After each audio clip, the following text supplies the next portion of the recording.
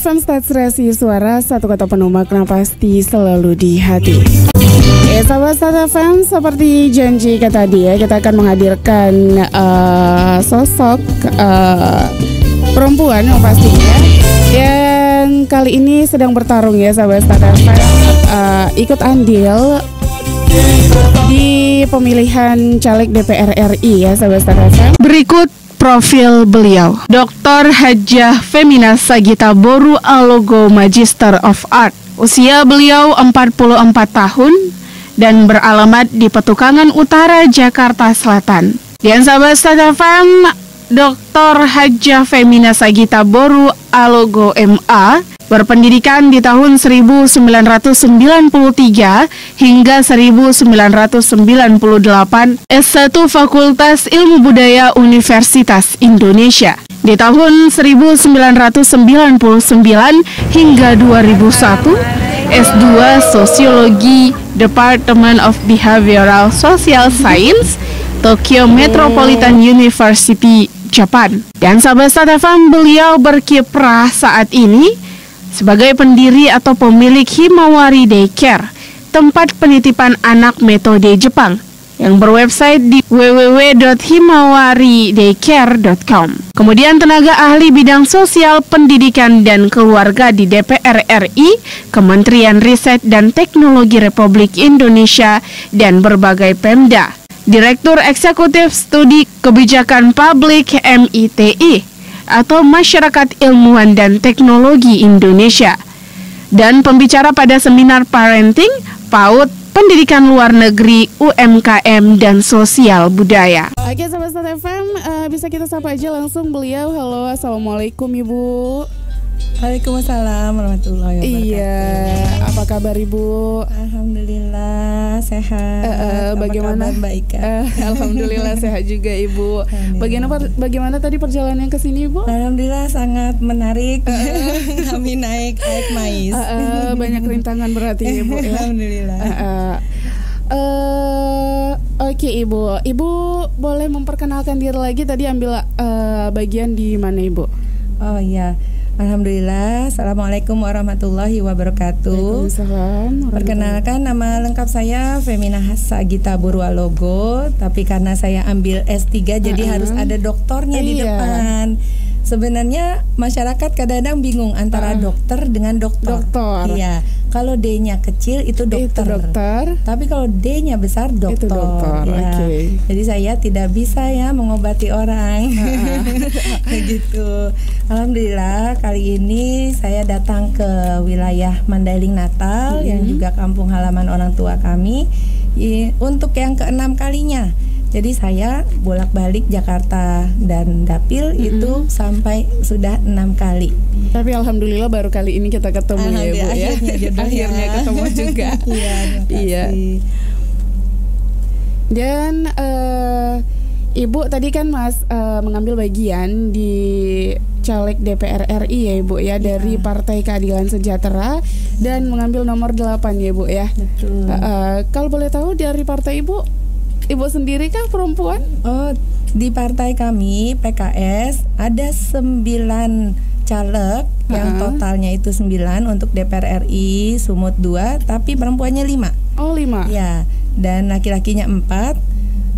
Alhamdulillah itu memang sekarang kan harus memenuhi kuota 30% ya dari pemerintah. Jadi kalau misalnya memilih caleg perempuan nih, insya Allah suaranya tidak hangus. Kenapa begitu? Karena pemerintah akan memberikan kursi spesial buat yang perempuan. Artinya kalau 100.000 suara yang didapatkan oleh caleg laki-laki bertemu dengan juga 100.000 suara yang didapat oleh caleg perempuan, maka yang duduk adalah caleg perempuan, begitu. Oke, begitu ya Ibu ya. Dan kira-kira nih Bu, setelah kita berbincang-bincang, Ika mau tahu nih Bu, kira-kira apa motivasi Ibu untuk ikut mencalon dan mengambil bagian nih Bu di pencalekan DPR RI? Ya, betul sekali. Kami sama sekali tidak mengharapkan kedudukan ya dalam hal ini. Yang kami harapkan adalah kesempatan untuk bisa membangun Sumatera Utara. Karena kesempatan itu terbuka bagi anggota dewan. Saya tahu sekali anggota dewan itu bisa melakukan banyak sekali. Apakah dia melakukan membuat undang-undang atau juga membangun dalam bentuk nyata.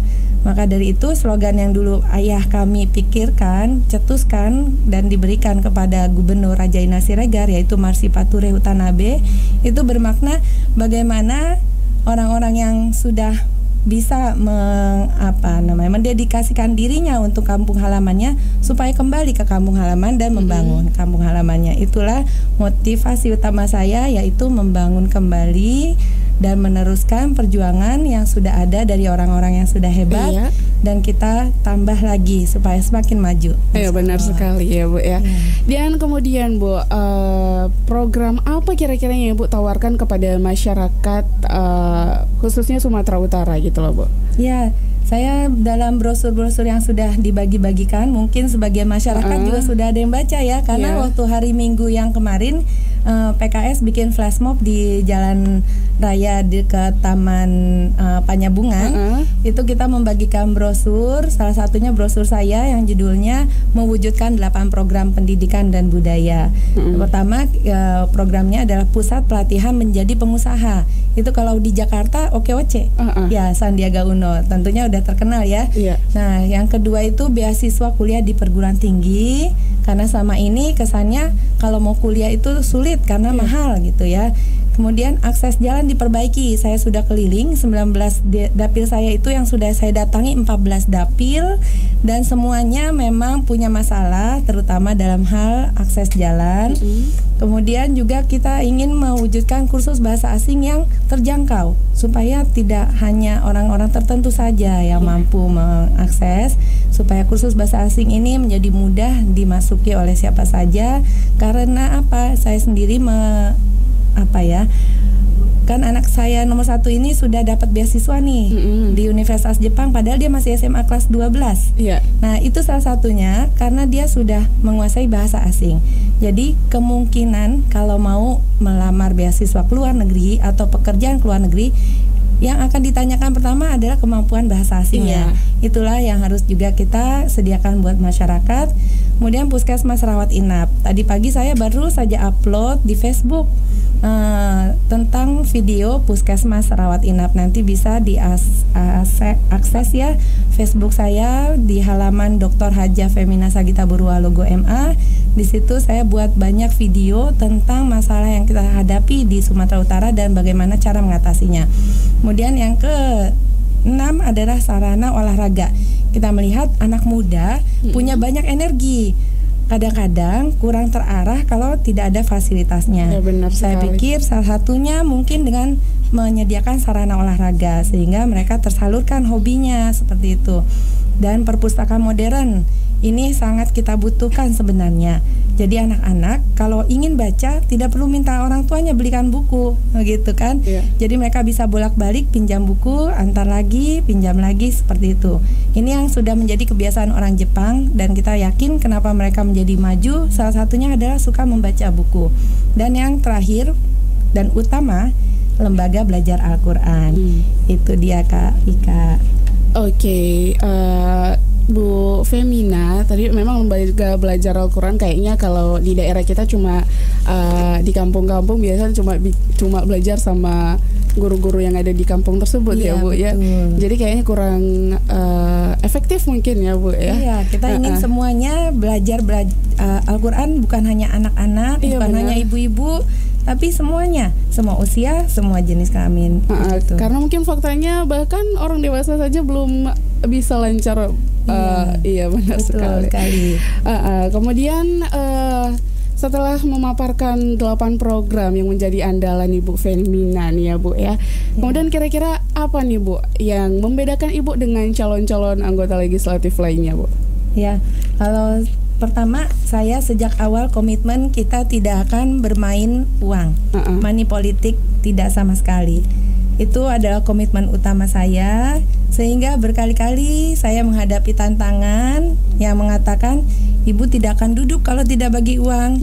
Saya bilang, apakah jaminan kalau kita bagi uang pasti duduk? Karena banyak juga yang bagi uang tidak duduk juga. Jadi itu bukan jaminan. Dan saya yakin bahwa masyarakat semakin cerdas. Mereka tidak mau dibeli dengan harga murah. 200.000 untuk 5 tahun itu terlalu murah. Apalagi 50.000 untuk 5 tahun. Jadi pilihlah caleg yang memang terlihat sungguh-sungguh untuk mewujudkan pembangunan untuk Sumatera Utara ini, dan saya yakin saya salah satunya. Untuk itu kalau misalnya ada yang bilang, Ibu tidak akan duduk, saya bilang yang menentukan itu Allah. Kita hanya berusaha, kalau Allah meridhoi insya Allah kita duduk walaupun tanpa uang.